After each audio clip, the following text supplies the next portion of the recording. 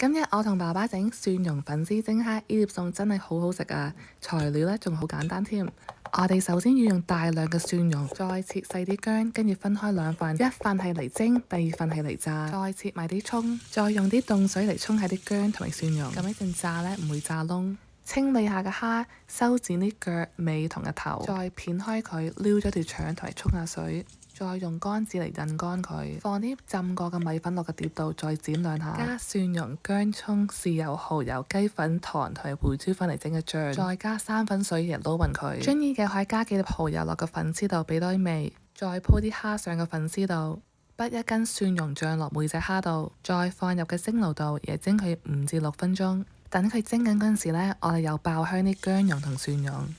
爆到又香又金黃色呢，又可以放埋一邊。咁樣呢，又蒸好啦，再淋啲滾嘅蒜香油，滲啲炸蒜蓉同埋葱花上去，咁樣呢，又食得啦。哇！好香啲蒜蓉，蝦又鮮甜，真係一流啊！希望你哋都一樣咁鍾意食啦〜